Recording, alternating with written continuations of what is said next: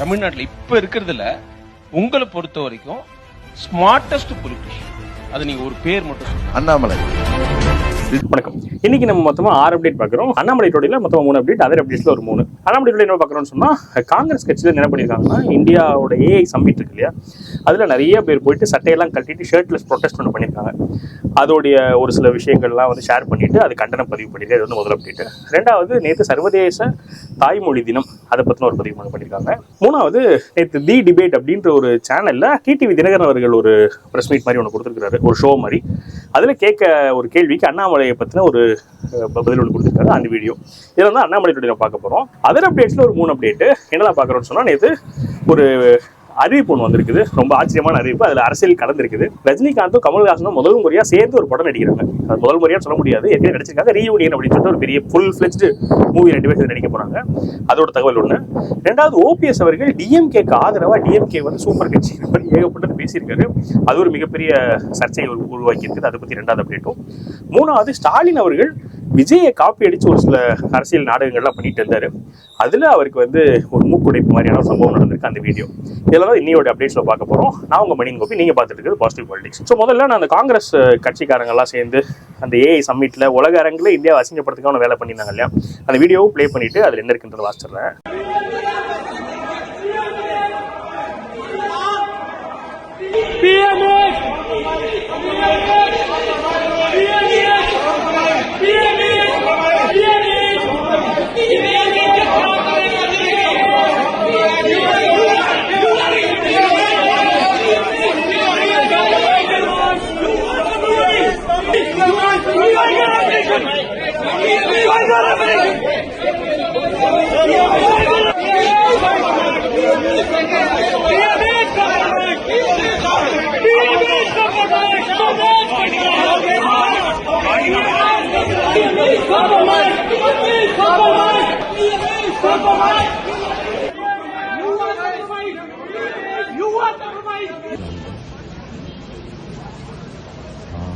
The Congress party has yet again proved itself to be a national embarrassment. It has been over 24 hours and the leader of opposition, Rahul Gandhi, has yet not condemned the disgraceful conduct of the youth Congress members who barged into the summit in an attempt to embarrass the country in an event that drew over 5 lakh visitors and was attended by 20 heads of state or government, 60 ministers and 500 plus global AI leaders.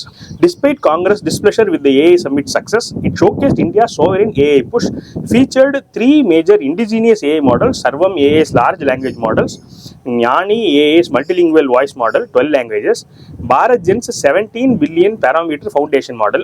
The Congress party did not expect that the summit could secure over $250 billion in infrastructure related investments, including data centers and semiconductor facilities, and $20 billion in VC deep tech investments. That is the trust the world has in India's future under the dynamic leadership of our Honorable Prime Minister. While the world invested its confidence in India's AI future, the Congress party chose theatrics over nation's interest, yet again proving why it remains loyally, totally disconnected from India's aspirations and global rise. இப்போ எனக்கு இதில் வந்து முக்கியமாக எனக்கு சொல்லணும்னு நினைக்கிறது, இந்த கண்டனத்தில் ஒரு ஸ்பெஷாலிட்டி இருக்குன்னு வச்சுக்கோங்களேன்.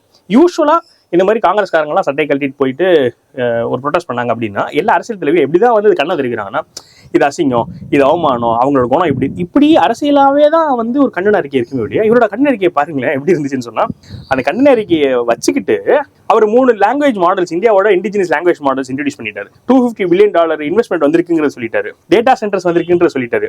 ஆக்சுவலா பார்த்தா கண்டனம் தெரிவிக்கிறாரு, அதோட சேர்த்து ஒரே கல்ல 2-3 மாங்கன்னு சொல்லுவாங்கல்ல, அந்த மாதிரி. இப்போ இந்த கண்டன அறிக்கையை படிக்கிறவனுக்கு அரசியல் மட்டும் தெரியாது, என்ன டெவலப்மெண்ட் நடந்துட்டு இருக்குங்கிறதும் சேர்ந்து தெரியுது. இதுதான் நான் ஒரு ஸ்பெஷாலிட்டியா பாக்குறேன். இதுதான் வந்து ஒரு பாசிட்டிவ் பாலிடிக்ஸ். சும்மா வந்து திட்டுறது, அவன் சரியில்லை இப்படின்றது மட்டும் இல்லாம மற்றதும் சேர்த்து சொல்றது. அதனால இது எப்பவுமே ஒரு ஸ்பெஷலான ஒரு அறிக்கை தான் வருது. ரெண்டாவது வந்து டிடிவி தினகரன் அவர்கள் அண்ணாமலை அவர்கள் பத்தி கேட்கும்போது அவங்க கேட்கறாங்க, உங்களுக்கு வந்து இருக்கிறதுலே ஸ்மார்ட்டஸ்ட் பொலிட்டிஷியன் யாருன்னு நினைக்கிறீங்க அப்படின்னு கேட்கறாங்க. அதுக்கு ஒரு அண்ணாமலை அவர் தான் டக்குன்னு யோசிக்காம உடனே சொல்றாரு. அந்த வீடியோ ஒரு 10 செகண்ட்ஸ் வீடியோ, அதை நான் உங்களுக்கு ப்ளே பண்றேன். இதுல எனக்கு என்னன்னு சொன்னா, டிடிவி தினகரன் வந்து ஒரு முதிர்ந்த அரசியல்வாதி. ஏன்னா 1998ல அப்ப கிட்டத்தட்ட ஒரு 30 வருஷத்துக்கு முன்னாடி, அண்ணாமலை அவர்களுக்கு மொத்தம் 40 வயசு, அவர் 30 வருஷத்துக்கு முன்னாடி எம்பியா வந்து இருந்தவர் டைரக்டா ஜெயலலிதா அவர்கள் கூட இருந்த அப்புறமா அப்கோர்ஸ் அவருக்கு வந்து பார்ட்டியில் நிறைய பின்னடைவுகள் இருந்ததால ஒரு பக்கம். ஏன்னா அப்படி ஒரு சீனியரான ஒருத்தர் வந்து ரெகக்னைஸ் பண்றாரு, அது ஓப்பனா அக்செப்ட் பண்றாரு. ஏன்னா இதுக்கு முன்னாடி என்ன நடந்ததுன்னு கேட்டீங்கன்னா, போன வாட்டி 2024ல பிஜேபியும் பிஎம்கேயும் அலைன்ஸ்ல இருந்தாங்க. அது அலைன்ஸ் இருந்ததுக்கு அப்புறமா ஒரு இடைத்தேர்தல் வந்தது. அந்த இடைத்தேர்தல் வரும்போது அந்த கேண்டிடேட் யார் கேண்டிடேட்னா பிஎம்கே கேண்டிடேட். ஆனா அந்த பிஎம்கே கேண்டிடேட் யார் அனௌன்ஸ் பண்ணாங்கன்னு கேட்டீங்கன்னா அண்ணாமலை அவர்கள் அனௌன்ஸ் பண்ணார். அது வந்து அரசியல் வட்டாரத்துல ரொம்ப பெரிய ஷாக்கிங்கா பார்க்கப்பட்டுச்சுன்னா 24க்கு முன்னாடி வரைக்கும் பாமகவும் பிஜேபி ஈக்குவலா தான் கருதப்பட்டுச்சு. தமிழ்நாடு பாஜகவும் தமிழ்நாடு பாட்டு ஒன்னா தான் இருந்தது. அப்படி இருந்த கட்சி அண்ணாமலை அவர்கள் பதவியேற்றதுக்கு அப்புறமா பிஎம்கேயோட டபுள் மடங்கு சீட்ல கண்டெஸ்ட் பண்ணாங்கிறது ஒண்ணு. இவங்களோட கேண்டிடேட்டை இவர் அனௌன்ஸ் பண்றாரு. இவ அமித்ஷா அனௌன்ஸ் பண்ணாங்க அப்படின்னு அது வேற. இவர் அனௌன்ஸ் பண்றாருன்னா அப்ப அந்த அளவுக்கு அவரோட ஸ்டேச்சர் வளர்ந்துட்டே இருக்கு. பிஎம்கே அன்புமணி அவரோட ஸ்டேச்சரை புரிஞ்சுக்கிறாரு, டிடிவி தினகரன் அவர்கள் புரிஞ்சுக்கிறாரு, ஓபிஎஸ் அவர்கள் புரிஞ்சுக்கிறாரு. ஓபிஎஸ் என்னங்கிறது அடுத்து சொல்றேன். இப்ப அடுத்தது என்னாச்சுன்னு கேட்டீங்கன்னா, ஓபிஎஸ் அவர்கள் நேற்று ஒரு ஷாக்கிங் ஸ்டேட்மெண்ட் கொடுத்துருக்காரு. அவர் போய் ஸ்டாலின் அவர்கள் நேரில் போய் பார்த்துருக்காரு. இதுக்கு முன்னாடி நேரில் பார்த்துருக்காரு 2-3 தடவை. இந்த வாட்டி என்ன டிஃபரன்ஸ்னு கேட்டீங்கன்னா, அவர் நேரில் பார்த்துட்டு ஸ்டாலின் அவர்கள் ஆட்சி நல்லாட்சியா தான் இருக்குது, 26ல அவர் தான் திரும்பி ஆட்சிக்கு வருவார் நினைக்கிறேன், இப்படி ஒரு வாக்கு. எல்லாரும் பயங்கர ஷாக்கு. அதாவது என்னன்னா, ஏடிஎம்கேவோட முன்னாள் சீஃப் மினிஸ்டர் டிஎம்கே ஆட்சி நல்லா இருக்குங்கிறாருங்கிறது ஒண்ணு. இதோட இன்னொரு ஒரு ஸ்டெப் மேல போயிட்டாங்க. என்ன போயிட்டாங்கன்னா, ஒரே ஒரு எம்எல்ஏ மட்டும் ஓபிஎஸ் ஆதரவாளராக இருக்கிறார் ஒரு அசம்பிளியில. மற்றவங்க எல்லாம் அவங்க கண்டு ஒரு பக்கம் போயிட்டாங்க. அது என்ன கான்ஸ்டிடியூஷன் எனக்கு தெரியல. அவர் அசம்பிளியில என்ன சொல்லியிருக்காருன்னா, எம்ஜிஆரோட ஆசையும் ஜெயலலிதா அவர்களோட ஆசையும் ஸ்டாலின் அவர்களுக்கு இருக்கு, நல்லாட்சி பண்ணுவார் அவர் சொல்லியிருக்காரு. அதாவது ஏடிஎம்கேடைய சின்னத்துல நின்று ஜெயிச்சவர் இப்படி சொல்லியிருக்காரு. அதை கேட்கறாங்க இவர் ஓபிஎஸ் அவர்கள்கிட்ட, இந்த மாதிரி உங்களோட ஆதரவாளர் இப்படி பேசியிருக்காருன்னு சொல்லிட்டு. அதுக்கு ஓபிஎஸ் அவர்கள் சொல்றாரு, மக்களோட மனநிலையை தான் அவர் பிரதிபலிக்கிறாருன்னு சொல்லியிருக்காரு. இது ஒண்ணு எனக்கு சரி. ஒரு என்ன சொல்றது, அவர் அப்பாவின்னு சொல்லலாம், இல்லாட்டி இப்ப இதெல்லாம் பார்க்கும்போது நம்மளுக்கு கொஞ்சம் சங்கடமா தான் இருக்குது. இன்னொரு கேட்கறாங்க, நீங்க டிஎம்கேல போய் சேர போறீங்களான்னு கேட்கறாங்க. இப்ப நேச்சுரல் நம்ம என்ன எதிர்பார்ப்போம், என்னங்க அம்மாவோட தொண்டன் டிஎம்கேல சேரணும் அப்படி சொல்லணும்ல, பொறுத்திருந்து பாருங்க அப்படின்னு, வெயிட் பேஷன்ஸ், பொறுமையா இருங்கிறாரு. இதை தெரிஞ்சோடனே எல்லாரும் பயங்கரமா கொந்தளிச்சு வச்சுக்கோங்க. டிடி தினகரன் அவர்களுமே சொல்லிட்டாரு. என்ன சொல்லிட்டாருன்னு சொன்னா, ஓபிஎஸ் வந்து நீக்கினது சரிதான், அதனால வந்து அவர் வந்து இப்படி அவரோட சுயநலத்துக்காக என்ன வேணா பண்றது ரெடி ஆயிட்டாரு அப்படின்லாம் சொல்லி நிறைய சொல்லிட்டாரு. எல்லாருமே அகைன்ஸ்ட் ஆயிட்டாங்கன்னு ஓபிஎஸ் அவர்களுக்கு. எனக்கு இதுல வந்து 2 விஷயம் மட்டும் எனக்கு இதோட அப்சர்வேஷன். ஒண்ணு வந்து என்னன்னு சொன்னா, எனக்கு ஓபிஎஸ் அவர்கள் மட்டும் லாயல்ட்டி மேல இப்போ இதெல்லாம் பண்ணிட்டு இருக்காருங்கிறது ஒரு பக்கம். ஜெயலலிதா அவர்கள் வந்து அவர் மேல ஒரு நம்பிக்கை வைக்கிறாங்க. தொடர்ந்து 2 முறை அவர் சீஃப் மினிஸ்டர் ஆக்குறாங்க. மேடல் அவரை நிக்க வச்சுட்டு உங்க எல்லாத்துக்கும் இவர் தான் ரோல் மாடல், ஏடிஎம்கே இருக்க எல்லாரும் பாத்துக்கோங்க, அதாவது எல்லாரும் உட்காந்துருக்காங்க, மொத்தம் ஒரு 1000 பேர் எல்லா நிர்வாகிகளும் உட்கார வச்சுட்டு இவர் தான் உங்களுக்கு ரோல் மாடல், ராமருக்கு எப்படி பரதரோ அந்த மாதிரி எனக்கு வந்து ஓபிஎஸ் சொல்லிட்டு ஜெயலலிதா அவர்கள் சொல்றாங்க. இப்படி சொன்னவர்னா அப்போ ஒரு லீடர், ஜெயலலிதாங்கிறவங்க ஒரு டால் லீடர், அவங்க ஐடென்டிஃபை பண்றாங்கன்னு சொன்னா அப்ப கரெக்டா தான் இருக்கும். அப்ப அவங்க ஐடென்டிஃபை பண்ணது கரெக்டா இருந்திருக்கு. அவரும் வந்து ஜெயலலிதா வந்து பதவி விலகிட்டாங்க. எடப்பாடி அவர்கள் வந்து சிஎம் ஆகினதுக்கு அப்புறம் திரும்பலாம் வெளியே வரல. அப்ப அவங்களுக்கு தெரிஞ்சிருக்கு. அப்ப அந்த மாதிரியான ஒரு ஆள் தான். அப்போ இப்போ ஏன் அப்படி ஆப்போசிட் சைடில் போகிற அளவுக்கு என்ன ஆகுதுன்னு கேட்டிங்கன்னா, தனக்கு ஒரு இன்சல்ட்னு ஒன்று வரும்போது, அதாவது அவருக்கு அவரோட அரசியல் வாழ்க்கைக்கு அவமானம்னு வரும்போது ஏடிஎம்கேலையும் சேர்த்துக்க மாட்டேங்கிறாங்க, என்டிஏலையும் சேர்த்துக்க மாட்டேங்கிறாங்க. அவர் இப்போ ஒரு 1 வீக் பேக் தான், கரெக்டாக 1 வாரத்துக்கு முன்னாடி நான் வந்து எல்லா என்னோட கேஸ்லாம் நான் வாபஸ் வாங்கிக்கிறேங்க, ஏடிஎம்கே மேலே நான் போட்ட கேஸ்லாம் வாபஸ் வாங்கிக்கிறேன், என்னை திரும்ப சேர்த்துக்கோங்க ஏடிஎம்கேலேன்னு பிரஸ் மீட்டில் ஓப்பனாக ஒரு மனுஷன் சொன்னார். அப்படி சொல்லி யாருமே மதிக்கலன்னு வச்சுக்கோங்களேன். அப்படி இருக்கும்போது அப்போ என்ன ஆயிருதுன்னா, தனக்கு இண்டிவிஜுவல் ஈகோ இல்லை இண்டிவிஜுவல் செல்ஃப் அடிபடும் போது ஐடியாலஜி எல்லாமே அடி வாங்கிருதுங்கிறதுக்கு ஒரு எக்ஸாம்பிளா தான் நான் பாக்குறேன். அப்கோர்ஸ் அரசு இந்த மாதிரி ஏற்பட்டே போயிருக்காங்க. நான் ஒண்ணு சொல்லியிருக்கேன், என்ன சொல்லியிருக்காங்கன்னா, முன்னாள் முதலமைச்சர் இன்னொரு கட்சிக்கு தாவனா தான் இருக்கு வரலாறு என்ன சொல்றாங்க எனக்கு தெரியல. வேற ஏதாவது மகாராஷ்டிரால வேற ஏதாவது நடந்துச்சான்னு தெரியல. இவர் மாறினா அது ஒரு பெரிய ஒரு முக்கியமா தான் இருக்கும். இன்னொன்னு இபிஎஸ் அவர்களுக்கு அது ஒரு மிகப்பெரிய பிளஸ்ஸா இருக்கும்னு நினைக்கிறேன். இவர் நிஜமாலுமே டிஎம்கே சென்டர் வச்சுக்கோங்க, எனக்கே இபிஎஸ் அவர்கள் மேல இருக்க கோவம் கொஞ்சம் குறைஞ்சிடும். கோவம் இந்த சென்ஸ் அவரோட அபிப்பிராயம் மாறிடும். அப்ப இவ்வளவு நாள் ஒரு சேராம இருந்தது கரெக்ட் தான் போலியே அப்படின்னு தோன்ற மாதிரியான ஒரு நடவடிக்கை இது. 75 வயசு ஆயிடுச்சு, இனிமே எதுக்காக இவங்க இப்படி போறாங்கன்னு எனக்கு தெரியல. மேபி பையனோட அரசியல் வாழ்க்கைக்காக போறாங்களா என்னன்னு தெரியல.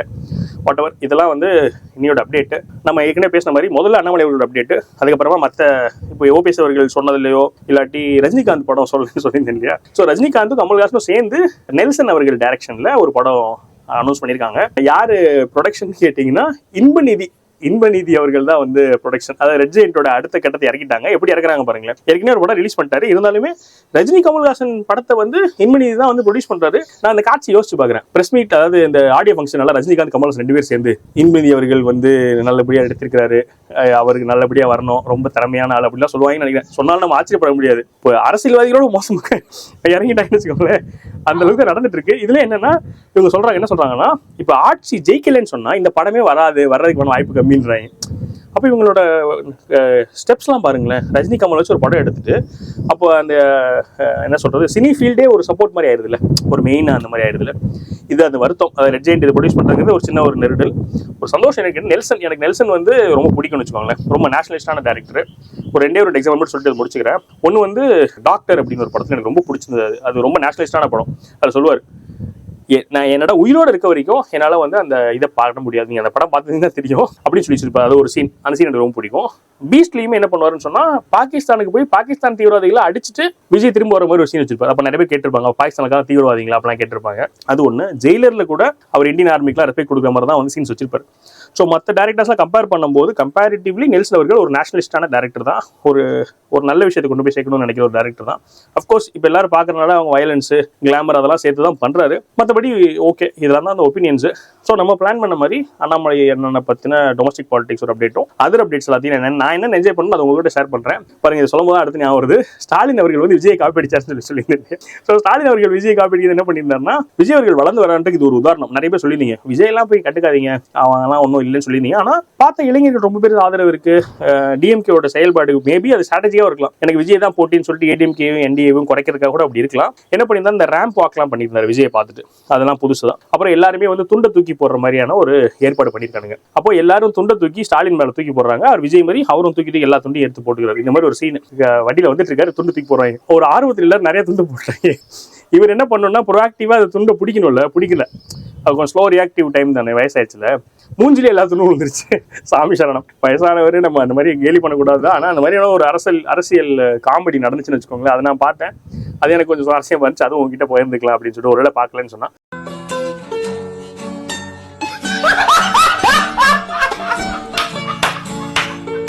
ஸோ நீங்கள் உங்களோட கருத்துக்களை எப்போ பதிவு பண்ணி இது ஓகேவா, இந்த ஃபார்மேட் ஓகேவா, அண்ணாமலையை பற்றி ஒன்று, அப்புறம் மற்றதெல்லாம் அப்டேட்ஸ். ஸோ யாருக்கெல்லாம் வந்து மற்றெல்லாம் பார்க்கணும் ஆர்வம் இல்லையோ அது நடுலேயே அவங்க வந்து ட்ராப் ஆகிக்கலாம். இந்த நம்மளோட ஃபார்மேட், நியூ ஃபார்மேட். ஸோ உங்களோட கருத்துக்கள் பதிவு பண்ணுங்க. மேலும் ஒரு பாசிட்டிவ் சந்திக்கிறேன். வணக்கம்.